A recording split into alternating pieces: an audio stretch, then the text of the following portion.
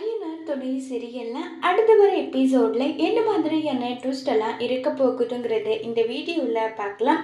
சோழன் பாண்டியன் பல்லவன் ரெண்டு பேரையும் கூப்பிட்டு இங்க பாருங்கடா, ஜாதக விஷயத்திலேயே இந்த மாதிரி விஷயம் எல்லாம் நடந்ததும் அண்ணன் நம்ம கிட்ட ரொம்பவே நார்மலா பேசுச்சு. அண்ணன் எப்பவுமே உள்ளுக்குள்ளதான் கஷ்டத்தை வச்சுக்கிட்டு வெளியே நம்ம கிட்ட சிரிச்ச மாதிரி பேசுவாங்க. அதனால நம்ம இப்ப இதை பண்ணியே ஆகணும். என்ன பண்ண போறோம்னா நம்ம ஒருத்தர் மாத்தி ஒருத்தர் அண்ணன் எப்படியும் 4 மணி 5 மணிக்கெல்லாம் எந்திரிச்சிடும். அதுக்குள்ள 2 மணி நேரம்னு சொல்லிட்டு மாத்தி மாத்தி அண்ணனை பார்த்துக்கணும். அப்படி பார்த்துக்கிட்டா நானும் நாளைக்கு டிரைவிங் போகணும். அதனால எனக்கும் பிரச்சனை இல்லை. பாண்டியும் வேலைக்கு போகணும், பல்லவனும் காலேஜுக்கு போகணும். யாருக்கும் எந்த பிரச்சனையும் இல்லாம இதை நம்ம பார்த்துக்கலாம்னு சொல்லிட்டு சொல்றாங்க. சரிடா, நீ சொல்றதும் சரிதான், அப்ப அதுபடியே நம்ம ஃபாலோ பண்ணிக்கலாம்னு சொல்லிட்டு முதல்ல நம்ம பாண்டியை சூஸ் பண்றாங்க. சரிடா, கரெக்டா 12:30 மணிக்கு நீ என்னை எழுப்பிடு. நீ இப்படி ஒரு டச் பண்ணதும் உடனே நான் எந்திரிச்சிடுவேன்னு சொல்றாங்க. உடனே சரின்னு சொல்லிட்டு பாண்டியும் உட்கார்ந்து பாக்குறாங்க. 12:30 மணி ஆகுது.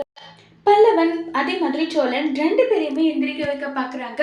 ரெண்டு பேருமே ஒருத்தர் மாத்தி ஒருத்தர் தூங்கிட்டே இருக்காங்களே தவிர யாருமே எந்திரிக்கிறதே இல்லை. டே எந்திரிங்கடா, எனக்கு தூக்கு வருதுடா, எந்திரிங்கன்னு சொன்னா கூட அப்ப கூட எந்திரிக்காததோ ஒரு கட்டத்துல பாண்டிக்கு பயங்கரமா தூக்கம் தள்ளுது. உடனே பாண்டி யோசிச்சு பாக்குறாங்க. சேரனை போய் பாக்குறாங்க. சேரன் நல்லா தூங்கிட்டு இருக்காங்க.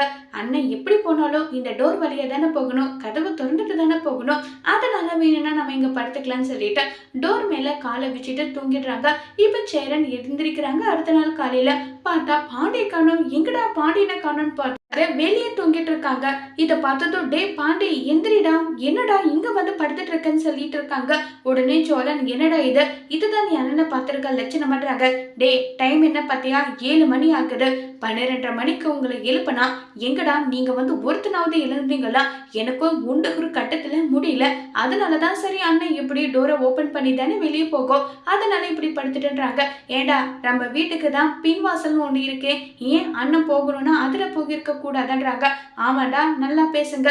நான் என்னதான் பிச்சு இந்த பக்கம் கொஞ்சமும் அந்த பக்கம் கொஞ்சமும் வச்சுக்கணும். இங்க பாருடா, தயவு செஞ்சு என்கிட்ட யாராவது காண்டா பேசுங்க, நடக்கிறதே வேறுன்னு சொல்றதோ உடனே பல்லவன் கிட்ட சோழன் அண்ணன் பாண்டி என்ன உன்னை இவ்வளோ திட்டுது, ஏன உனக்கு கோபமே வரலையான்னு சொல்லி கேட்குறாங்க. டேய் அவன் கோபப்படத்துலயும் ஒரு அர்த்தம் இருக்குடா. நான் எந்திரிச்சிருக்கணும், எந்திரிக்காம இருக்கிறதுனால அவன் அப்படி பேசினா பேசிட்டு போட்டோம் வீடுன்னு சொல்லிட்டு இருக்காங்க. இதை கேட்ட உடனே ஏதோ ஒண்ணு பண்ணுங்கன்னு சொல்லிட்டு தான் இருக்காங்க. உடனே சரண் டேய் உங்களுக்குள்ள என்னடா அடிச்சிட்டு இருக்கீங்க? அம்மா கூடி நைட்டு பேசுனீங்க, அப்பவே என்னடா இவங்க ரெண்டு பேரும் கூடி பேசுறாங்கன்னு நினைச்சிட்டு இருந்தேன். அப்படி என்னதாண்டா பேசிட்டு இருக்கீங்க நீங்கன்னு சொல்லி கேட்டதோ அண்ணன் அது ஒண்ணும் இல்ல, ஜாதக விஷயத்திலேயே இப்படி ஒரு பிரச்சனை நடந்தது இல்லையா, அதனால நீ வீட்டை விட்டு போயிடுவேன்னு நாங்க நினைச்சேன். உனக்காக பாதுகாப்பா இருக்கணும்னு சொல்லிட்டு தான் நாங்க இப்படி இருந்தோம்னு சொல்லிட்டு சொல்றாங்க. இதை கேட்டதும் ஏண்டா இதுக்காக நீங்க இப்படி எல்லாம் இருக்கணுமா? நான் அப்படி எல்லாம் பண்ண மாட்டேடா. இனி போக வேண்டிய அவசியம் என்ன இருக்கு? போக வேண்டிய அவசியமும் எதுவும் கிடையாது இல்ல, நான் போகலாம் மாட்டேன். நீங்க யாரும் கவலையெல்லாம் படாதீங்கன்னு சொல்லிட்டு சேரன் சிரிச்சுக்கிட்டே போறாங்க. இதை பார்த்ததும் உடனே சோழனுக்கு அண்ணனுக்கு என்னாச்சு, பொண்ணு பார்க்க போனோம், அண்ணனே பொண்ணு பார்க்க ஏற்பாடெல்லாம் பண்ணி நிச்சயதார்த்த ஏற்பாடு எல்லாமே பண்ணிச்சு. நானும் சரின்னு சொல்லிட்டு அமைதியா இருந்தேன். அண்ணன் இப்படி பண்ற ஆளே கிடையாதுன்னு சொல்லிட்டு நானும் கொஞ்சம் அமைதியா இருந்தேன். ஆனா நிச்சயதார்த்தம் ஆனதுக்கு அப்புறம் விஷயம் தெரிய வந்தது. நம்ம எல்லாரும் சேர்ந்து அண்ணனை திட்டினோம். அண்ணனும் ஃபீல் பண்ணிட்டு நான் கடைக்கு வெளியே போயிட்டு வரேன்னு போய் வந்துச்சு. போய் வந்ததுக்கு அப்புறம் அண்ணன் ரொம்பவே ஆக்டிவா இருக்கு, பழையபடி இருக்கு, சிரிக்குது. இது எல்லாத்துக்கும் என்ன காரணமா இருக்கோ, என்னடா காரணம்னு சொல்லிட்டு இருக்கும்போது டேய் முதல்ல பல்ல விளக்குடா, அதுக்கப்புறம் எதா இருந்தாலும் பேசிக்கலாம். என்னடா நீ பண்ணிட்டு இருக்க நல்லா சொல்லி கிண்டல் பண்ணிட்டு இருக்க. இதுக்கு மேல என்ன பண்றதுன்னு தெரியாம இப்ப நம்ம சோழன் இங்க பாரு அனுஷோட வீட்டுக்கு தான் போய் வந்ததா அண்ணன் சொல்லிச்சு. அப்படின்னா அந்த இடப்பட்ட நேரத்துலதான் ஏதோ ஒண்ணு நடந்திருக்கு. அது என்னன்றத முதல்ல கண்டுபிடிச்சிட்டு வரேன்னு சொல்லிட்டு இப்ப நேரா சோழன் அனுஷோட வீட்டுக்கு போறாங்க. அங்க சந்தா தண்ணி எடுத்துட்டு இருக்காங்க. சோழனை பார்த்ததும் சிரிச்சுட்டு போனதை பார்த்ததும் சோழனுக்கு ரொம்பவே ஷாக்கிங்கா இருக்கு. சேரன் அண்ணன் சிரிச்ச மாதிரியே இவங்களும் வழக்கத்துக்கு மாறா சிரிக்கிறாங்களே, என்னடா விஷயமா இருக்குன்னு சொல்லிட்டு சோழன் ஒரு பக்கம் யோசிச்சுட்டு அனிஷ உன்னை பார்க்க தான் வந்தேன்.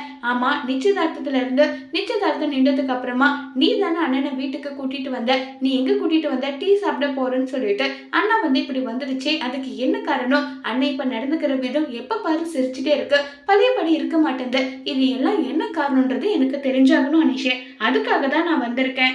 என்ன காரணம் அனிஷின்னு சொல்லிட்டு கேக்குறாங்க. இதை கேட்ட உடனே ஒன்றும் இல்லை, நான் பையா கிட்ட ஒரு விஷயம் கேட்டேன், அதனாலதான் பையா அப்படி சிரிச்சிருப்பாங்கன்னு சொல்லிட்டு சொன்னது. நீ அப்படி என்ன கேட்ட? அது மட்டும் இல்ல, உன் தங்கச்சி சந்தாவும் அந்த மாதிரிதான் சிரிக்கிறாங்கன்னு சொல்லிட்டு இருக்காங்க. உடனே சந்தா வந்து சோழன் கிட்ட டீ வேணுமா காஃபி வேணுமான்னு கேட்குறாங்க. காஃபின்னு சொல்லிட்டு சோழன் சொல்றாங்க. அப்பவும் சோழன் பேச பேச சிரிச்சுக்கிட்டே இருக்காங்க. உடனே அனீஷ், உனக்கு தெரியாம விஷயம் இருக்காது, அண்ணன் கிட்ட கூட ஏதாவது ரகசியம் இருக்கலாம், ஆனா அண்ணனை பத்தி விஷயம் உனக்கு தெரியாம இருக்க வாய்ப்பே கிடையாது, என்ன விஷயமா இருந்தாலும் நீ என்கிட்ட தயங்காம சொல்லு அனீஷே சொல்லுன்னு சொல்லிட்டு கேட்குறாங்க. உடனே நம்ம அனீஷ் வந்து இல்ல பையா கிட்ட நான் ஒரு விஷயத்த கேட்டேன், அதுக்கு தான் பையா சிரிச்சிட்டு இருக்காங்க, அதே மாதிரிதான் சந்தாவும் சிரிச்சிட்டு இருக்கான்றாங்க. அப்படியா, அப்படி என்ன விஷயத்த கேட்டேன்னு சொன்னதும் அனீஷ் வந்து எங்கெங்கயோ பொண்ணு பாக்குறியே பையா, என்னுடைய தங்கச்சியை நீ கல்யாணம் பண்ணிக்கலாம் இல்லைன்னு சொல்லி கேட்டேன், அது வந்து சந்தாவுக்கும் பிடிச்சு போயிட்டு தான் சந்தாவும் சிரிச்சான எல்லா விஷயமும் சொல்றாங்க. இதை கேட்டதும் சோழனுக்கு பயங்கரமா சிரிப்பு வருது. சோழனால சிரிப்பை கண்ட்ரோலே பண்ண முடியறதுல, பையா நான் சேரன் பையா கிட்ட இந்த விஷயத்த பத்தி கேட்டேன், ஆனா உங்ககிட்ட வந்து அவர் ஐடியா கேட்காம இந்த விஷயத்துல அவரு சம்மதம் சொல்ல மாட்டாரு, உங்களுக்கு அப்படி ஏதாவது சம்மதமா இருந்தா தாராளமா நீங்க என் தங்கச்சியை கல்யாணம் பண்ணிக்கலாம்னு சொல்லிட்டு சொல்றாங்க. இதை கேட்டது சோழன் வந்து அனிஷு, இவ்வளவு நாளா கையில வெண்ணெய் வச்சுட்டு நாங்க எங்க தேடுவோமே அந்த மாதிரி ஒரு கதையா இருக்கு, இங்க பார் நீ எதை பத்தியும் கவலைப்படாத, இந்த கல்யாணத்தை நடத்தி வைக்க வேண்டியது என்னுடைய பொறுப்பு, முதல்ல நான் போயிட்டு அண்ணன் கிட்ட கேட்கிறேன், அண்ணன் கிட்ட கேட்டுட்டு ஏதோ ஒரு முடிவு எடுத்துக்கிறேன், இங்க பாருங்க நீங்க எங்க வீட்டுக்கு அண்ணியா வர போறீங்க, இங்க பாருங்க இதே மாதிரி வாய்க்கு ருசியை சமைச்சு போடணும் சரியான்னு சொல்லிட்டு சோழன் எல்லாம் பேசிட்டு அங்கிருந்து போறாங்க. கண்டிப்பா இந்த கல்யாணம் நடக்கும்னு சொல்லிட்டு சோழன் அங்க அனீஷுக்கும் சந்தாவுக்கும் வாக்கு கொடுத்துட்டு நேரா வீட்டுக்கு போனதோ, நான் கண்டுபிடிச்சிட்டேன் உண்மை என்னவோ கண்டுபிடிச்சிட்டேன்னு சொல்லிட்டு சிரிச்சுக்கிட்டே வராங்க. உடனே பாண்டி பல்லவன் வந்து அண்ணன் என்ன விஷயம் சொல்லுன்றாங்க.